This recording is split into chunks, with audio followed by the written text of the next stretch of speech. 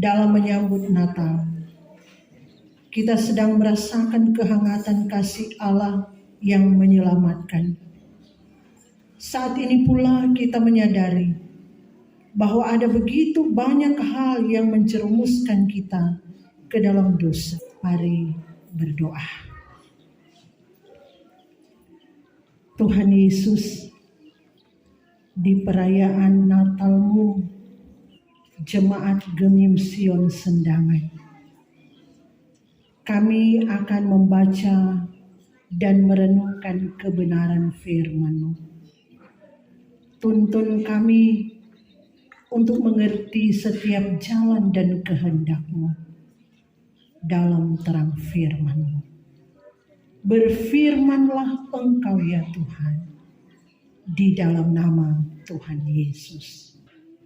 Amin. Kita akan membaca Alkitab dalam Maleakhi pasal 2 ayat 17 sampai pasal 3 ayatnya yang ke-5. Maleakhi pasal 2 ayat 17 sampai pasal 3 ayat 5 dengan perikop Tuhan datang untuk menghukum. Begini bunyi firman Tuhan. Kamu menyusahi Tuhan dengan perkataanmu. Tetapi kamu berkata, dengan cara bagaimanakah kami menyusahi Dia? Dengan cara kamu menyangka setiap orang yang berbuat jahat adalah baik di mata Tuhan. Kepada orang-orang yang demikianlah Ia berkenan.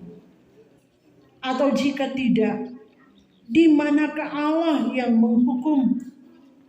Lihat, aku menyuruh utusanku supaya ia mempersiapkan jalan di hadapanku.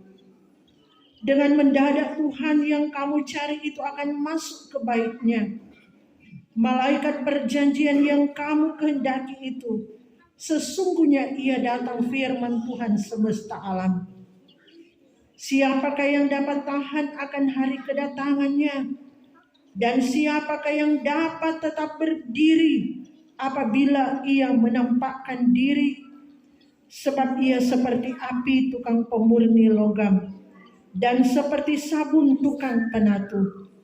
Ia akan duduk seperti orang yang memurnikan dan mentahirkan perak. Dan ia mentahirkan orang Lewi, menyucikan mereka seperti emas dan seperti perak, supaya mereka menjadi orang-orang yang mempersembahkan korban yang benar kepada Tuhan.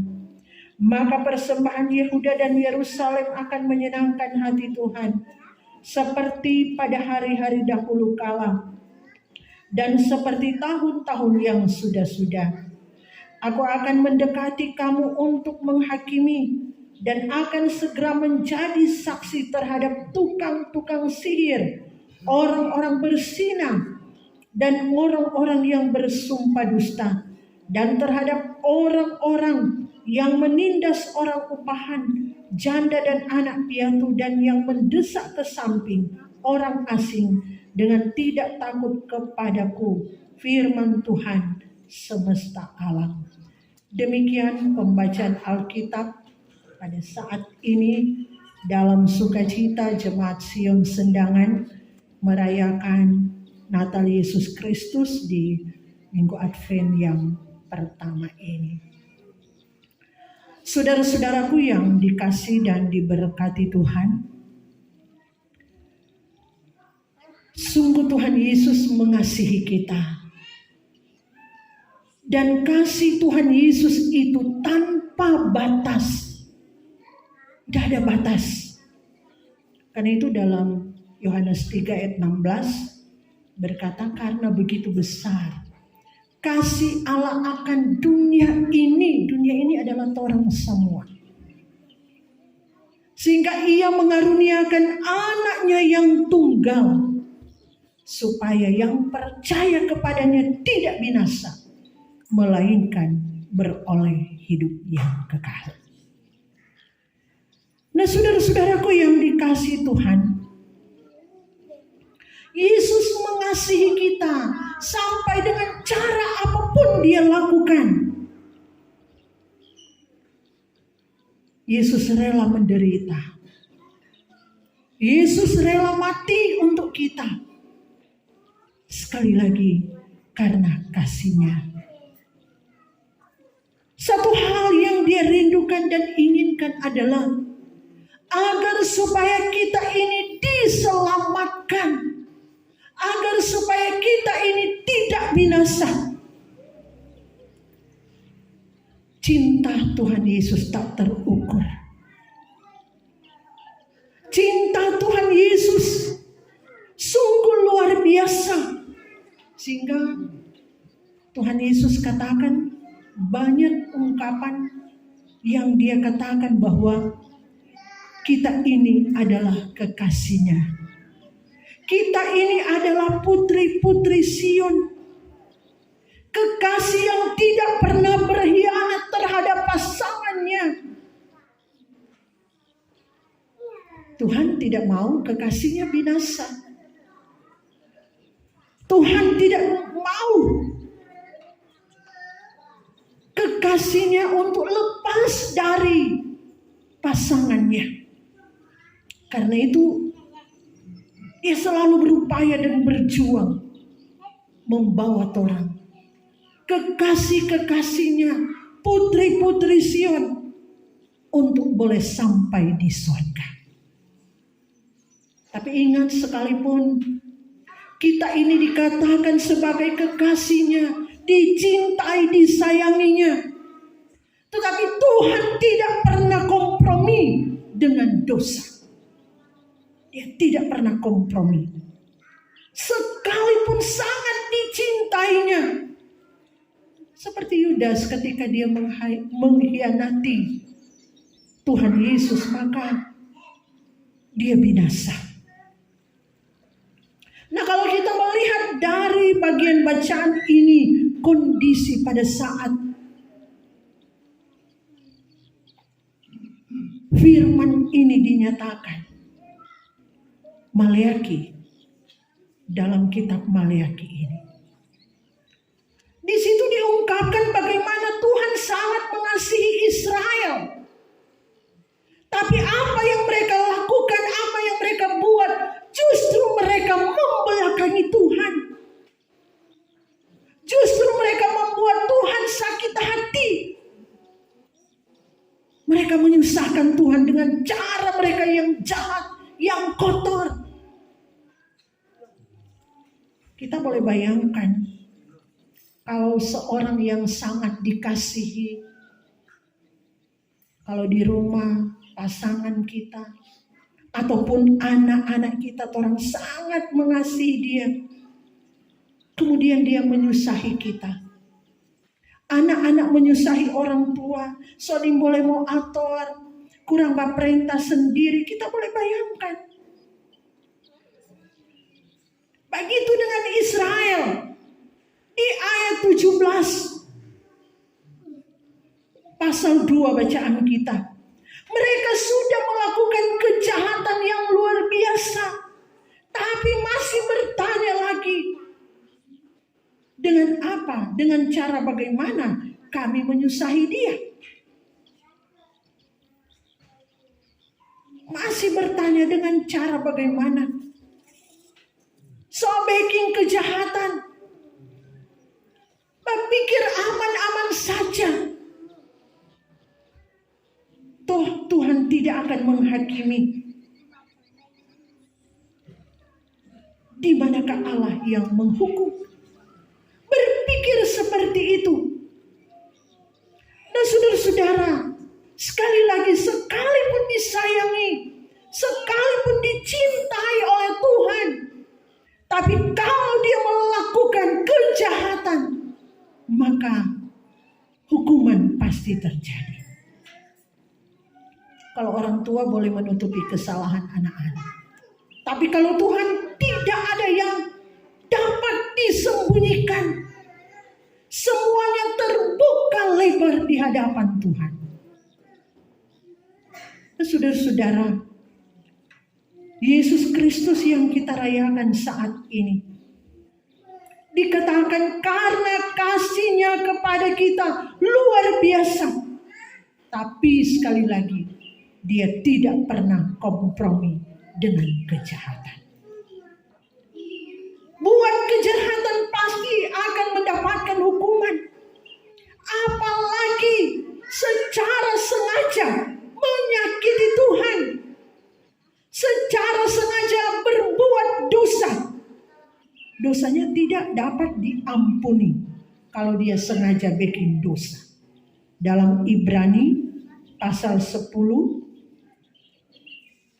Ibrani pasal 10 ayatnya yang ke-26. Sebab jika kita sengaja berbuat dosa sesudah memperoleh pengetahuan tentang kebenaran, maka tidak ada lagi korban untuk menghapus dosa itu. Tidak ada lagi korban untuk menghapus dosa itu. Dosa yang diampuni oleh Tuhan adalah dosa yang tidak sengaja. Karena kita manusia biasa. Tingkat rohani kita berbeda. Kita boleh bayangkan. Kalau ada yang menyuruh orang untuk berbuat dosa. Orang tua suruh anak-anak bikin apa saja yang penting menyenangkan. Kesenangan sesaat. Orang tua iyo jo. Biar ngana jual Tuhan Yesus, yang penting ngana sejahtera popoji tebal. Itu disengaja. Bayangkan, ada suami, ada istri yang rela-rela bahkan menyuruh pasangannya untuk berbuat dosa. Yang penting sejahtera. Yang penting kebutuhan terpenuhi. Saudara-saudara yang dikasihi oleh Tuhan, ingat bahwa sorga itu kudus. Karena sorga itu kudus, tidak ada orang yang buat dosa ada di sorga. Karena itu firman Tuhan mengatakan bahwa kita akan dimurnikan. Proses pemurnian Tuhan itu luar biasa. Dimurnikan dulu. Kita boleh bandingkan dalam 1 Petrus pasal 4 ayat 12. Kita harus mengalami berbagai-bagai penderitaan. Dimurnikan dengan berbagai-bagai ujian, dengan berbagai-bagai masalah. Kemudian kita dicuci dengan sabun. Dicuci dengan sabun di sini dimaksudkan kita dibersihkan dari kotoran-kotoran dosa. Sehingga tidak ada kotoran lagi ketika kita menghadap Tuhan. Nah, saudara-saudara, di sini membuktikan kepada kita, apakah kita sungguh-sungguh mengasihi Tuhan atau tidak. Kebanyakan orang-orang tidak lulus dengan berbagai ujian cobaan yang ada. Kebanyakan orang tidak lulus karena tidak tahan. Saudara-saudara, orang harus kuat, harus mampu, apalagi di minggu-minggu Advent ini, di masa-masa perayaan Tuhan Yesus. Banyak godaan, banyak ujian diperhadapkan bagi kita. Tetapi orang ini, orang siap bersama dengan Tuhan. Karena itu harus kuat. Harus kuat ketika kita harus dimurnikan. Ketika kita harus dibakar dengan api. Ketika kita harus dicuci dengan sabun. Kotoran-kotoran harus dilepas, ditanggalkan. Saudara-saudaraku yang dikasihi Tuhan. Jadi Yesus datang. Dari bacaan kita ini mau menunjukkan kepada kita. Pertama, dia menebus kita manusia dari dosa-dosa kita. Itu yang pertama. Tetapi bukan cuma berhenti sampai di situ. Kita juga siap dimurnikan dengan api. Dibakar dengan api. Ketika kita dimurnikan, maka yang pasti kalau orang akan kuat, akan menimbulkan iman yang kokoh. Sekalipun seperti tadi dikatakan, banyak penderitaan, banyak ujian, banyak masalah dalam kehidupan. Kalau orang siap bersama dengan Tuhan, orang pasti akan lulus dalam ujian ini. Orang akan lulus. Kemudian Tuhan Yesus datang bukan cuma sekedar menebus manusia dari dosa, bukan cuma memurnikan dengan api dari berbagai ujian-ujian yang ada, tetapi juga dia mau mencuci kita segala kotoran yang ada pada kita jadi putih bersih, putih berkilau, yang dapat memancarkan cahaya Yesus. Kalau di kitab Wahyu dikatakan akan menggunakan pakaian putih, itu simbol pakaian putih. Jadi jangan pikir orang kalau pakai baju putih masuk surga. Itu simbol pakaian putih. Dicuci bersih, putih bersih dari kotoran-kotoran. Nah, saudara-saudaraku yang dikasihi Tuhan, jangan harap karena kita sudah ditebus, kita sudah masuk surga. Tidak. Tetapi di sini mau mengingatkan kita bagaimana kelakuan kita di hadapan Tuhan. Bagaimana kelakuan kita? Bagaimana kita hidup benar di hadapan Tuhan? Karena kalau orang sengaja berbuat dosa secara terus-menerus, orang suka tahu itu dosa, orang suka-suka backing, maka kita akan binasa. Kalau orang suka tahu itu boleh, jangan orang coba-coba. Contoh seperti dalam bacaan kita, ayat 5 pasal 3.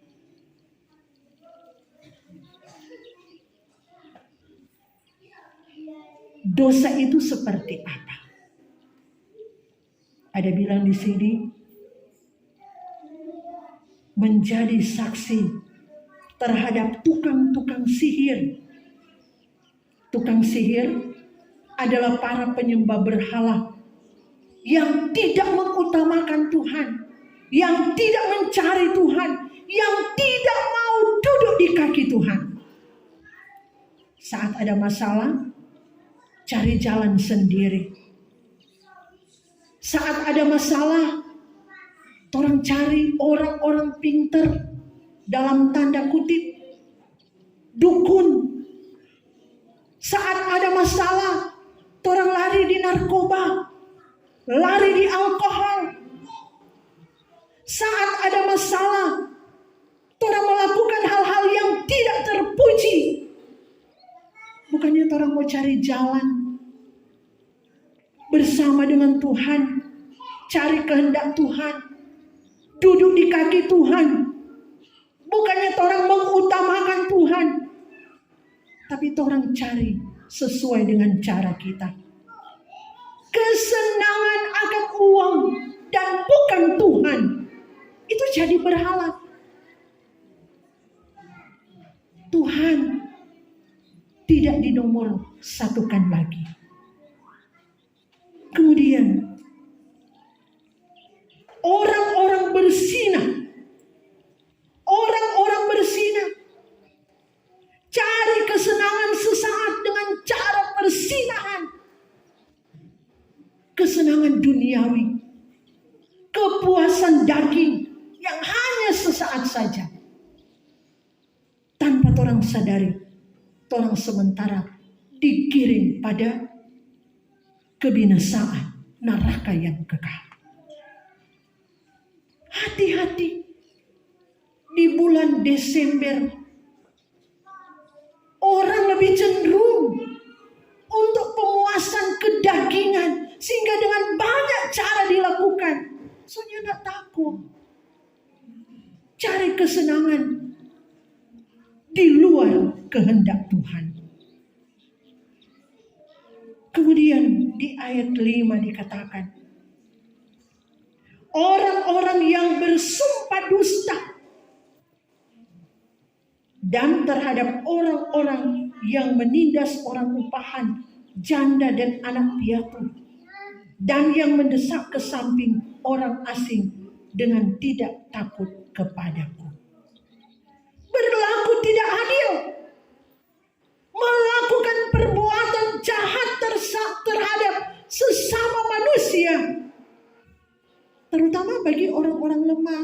Kadang orang senang bikin begitu pak orang-orang lemah dan tak berdaya. Ingat sekali lagi, kalau orang tahu itu tidak baik, tidak dikehendaki oleh Tuhan, lantas orang sengaja untuk melakukan itu, pasti kita binasa. Pasti. Kotoran harus dibersihkan. Jangan pernah anggap enteng dengan kotoran. Kalau sengaja kotor, jangan harap bahwa kita akan menikmati kehidupan kekal bersama dengan Tuhan. Walaupun orang bilang, banyak kali itu orang jahat bilang begini, sampai ketemu di Yerusalem baru. Emangnya orang tuh hakim adil? Hakim adil Tuhan Yesus. Kita akan dihakimi dulu. Mau baku dapat tak orang di Yerusalem baru? Cuma orang yang tahu di Tuhan. Karena itu, mari tetap cari Tuhan, duduk di kaki Tuhan. Dengan peristiwa Natal yang saat ini orang rayakan, saya mengajak saudara-saudara untuk memahami bahwa Tuhan sangat mengasihi kita. Tuhan sangat mengasihi kita, dan kasih Tuhan Yesus itu dalam hidup kita tanpa batas. Kalau Tuhan sudah mengasihi kita, apa yang harus orang lakukan? Apa yang harus orang buat? Kita juga harus mengasihi Tuhan. Cara kita mengasihi Tuhan seperti apa? Mari kita mempersembahkan hidup kita untuk Tuhan. Di momen orang merayakan Natal, jaga kekudusan hidup. Jangan kesempatan bikin dosa dengan segala hal yang menuntut orang. Orang kalahkan dengan kuasa Tuhan. Kalau orang yakin di masa-masa orang merayakan Minggu Advent, di masa-masa orang merayakan Natal Yesus, ada begitu banyak kesukaran karena dengan berbagai kebutuhan. Mari orang letakkan sepenuhnya di kaki Tuhan.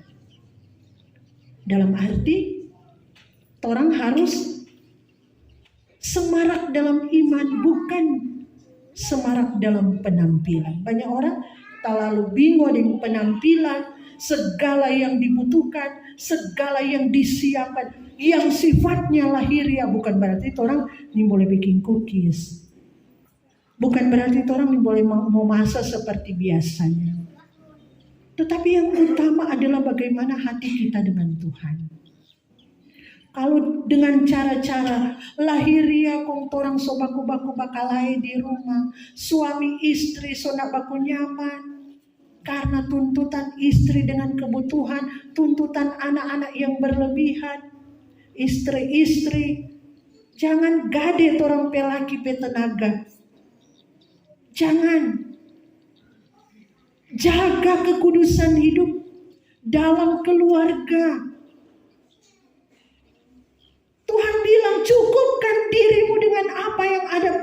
bahkan berbahaya sama Dinda bilang tadi karena mengejar kebutuhan. Soalnya nak takut patuhan. Ada penyembahan kepada ilah lain. Ada persinahan jual diri supaya orang pe kebutuhan terpenuhi. Bahaya. Bahaya. Mari kita persembahkan hidup untuk Tuhan. Itu cinta kita yang benar. Bukan cinta sepihak. Mari wujudkan itu dalam hidup kita. Mari kita berupaya, kita berjuang. Supaya di perayaan Natal ini jangan orang pikir 2 tahun orang tidak ada bikin banyak-banyak. Sekarang orang so bikin banyak. 2 tahun ada COVID. Maka sekarang orang luar biasa. Sehingga bikin hal-hal yang jahat orang so tidak takut. Hari Minggu saya pimpin di Jemaat Timur.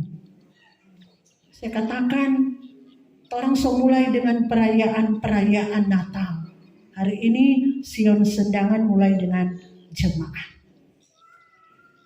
Kebiasaan kalau di kolom-kolom, perayaan Natal identik dengan makan bersama. Kang, jangan makan bersama, Kang.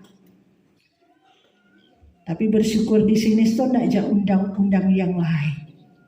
Di tempat lain, so undang semua kolom yang merayakan Natal Yesus, akhirnya kurang di belakang, sibuk atur makanan. Yang duduk manis dalam perayaan kolom tersebut, itu tamu-tamu. Kan lucu tuh. Situ tadi PKB bilang, panitia hari raya gereja, orang tidak makan bersama. Orang cuma cookies. Tapi dari hati yang penuh sukacita, mau datang menyembah Tuhan, itu yang lebih luar biasa. Amin. Amin. Ketika orang sungguh-sungguh mengasihi Tuhan, orang wujudkan cinta yang benar kepada Tuhan Yesus, maka itu yang luar biasa di hadapan Tuhan. Itu yang terbaik. Nah, apa-apa orang makan-makan. Tapi jangan itu yang utama. Jangan itu yang utama. Jangan bapaksa diri. Karena makan bersama, biar kurang mau piba utang, tak mesti cari, mesti ada kita mau bawa. Jangan bapaksa. Tempe tahu boleh. Sayur gedi boleh. Itu tuh mau laku. Itu tuh laku. Kalau mau paksa, sama dengan orang mengkhianati Tuhan. Karena yang orang rayakan adalah Tuhan Yesus. Tuhan Yesusnya tidak tuntut seperti itu. Karena itu mari sekali lagi, bawa hidup kita, hati kita memuliakan Tuhan. Sambil mengingatkan kepada kita. Di sementara kita merayakan Natal Yesus. Karena ini kan kurang perayaan. Yesus sudah datang. Dan kita harus siap untuk kedatangan yang kedua kali. Di sementara kita merayakan Natal. Jangan cuma mau pergi pohon terang. Orang tidak siap hati untuk kedatangan Tuhan kembali. Kedatangan Tuhan kedua kali sebagai hakim yang adil. Selamat bersyukur, bersukacita merayakan Natal. Selamat menikmati minggu-minggu Advent, penantian kedatangan Tuhan yang kedua kali. Dan Tuhan Yesus memberkati kita.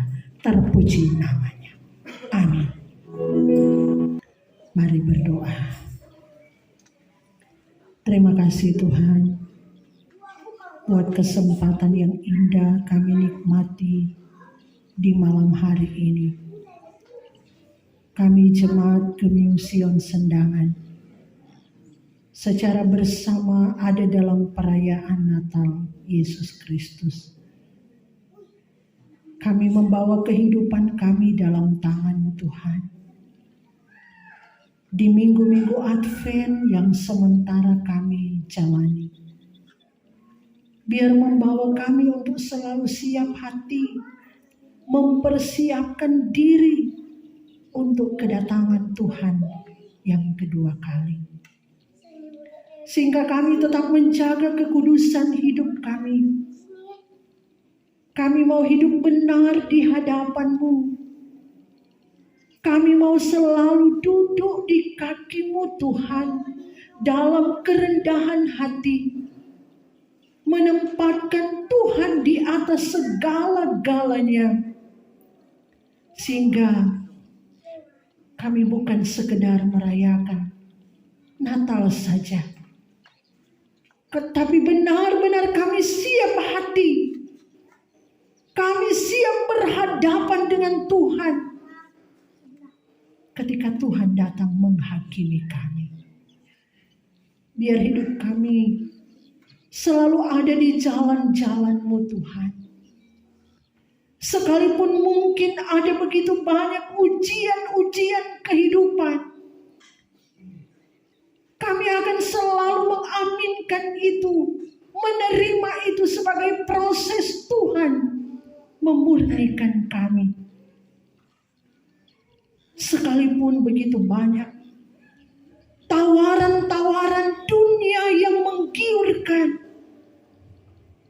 tetapi Engkau bekerja bagi kami lewat Roh Kudus-Mu, sehingga kami tidak akan terjebak pada tawaran duniawi yang membawa kami kepada kebinasaan. Pegang erat kami Tuhan dalam genggaman-Mu. Setiap langkah kehidupan kami terus dalam tuntunan Tuhan, sehingga kami terus mencari Engkau, mencari kehendak-Mu, dan kami tidak terlepas dari kasih sayang-Mu. Begitu banyak pergumulan kami untuk anak-anak kami. Tuhan, Engkau ada dan hadir bagi kami. Kami hanya bermohon, kuatkan dan mampukan kami ketika kami harus berhadapan dengan segala pergumulan, dengan segala kebutuhan hidup kami. Sehingga benar-benar Tuhan, di saat kami merayakan Natal-Mu, hati kami tertuju kepadamu. Fokus kami hanya Engkau Tuhan, Juru Selamat kami, yang akan datang menghakimi kami. Karena itu kami serahkan kehidupan kami dalam tangan-Mu. Pribadi lepas pribadi. Di tengah panggilan kami sebagai kepala rumah tangga, sebagai ibu rumah tangga, sebagai suami, sebagai istri, sebagai orang tua, tapi juga sebagai anak-anak. Kami mau hidup berkenan kepadamu. Kami mau hidup seturut kehendak-Mu Tuhan. Karena itu sekali lagi kami bermohon, tolong kami, kuatkan dan mampukan kami. Saudara-saudara kami yang bergumul, mereka yang tidak sempat hadir beribadah saat ini, mungkin tengah mengalami pergumulan, penderitaan, sakit, berbagai tekanan hidup. Keluarga kami yang terpisah dengan kami karena pekerjaan mereka di luar, baik di luar desa, di luar daerah, di luar negeri sekalipun. Tangan Tuhan menjangkau dan selalu mengikat kami dalam kasih. Tuhan, ini hidup kami serahkan ke dalam tangan-Mu. Sehat-sehatkan kami, kuatkan kami, biar Engkau berkenan selalu ada tinggal tetap bersama dengan kami. Panitia Hari Raya Gerejawi diberkati oleh Tuhan. Bahkan pelayan-pelayan khususnya, kostor, komisi kerja, Komisi Bipa, lansia, Engkau senantiasa ada dan hadir bagi kami semua. Terima kasih Tuhan.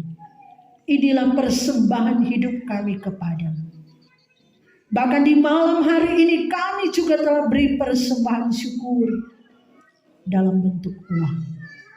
Berkenan Engkau atas apa yang sudah kami beri. Kami serahkan kehidupan kami dalam tangan. Di dalam nama Tuhan Yesus, Putra Natal yang sementara kami rayakan.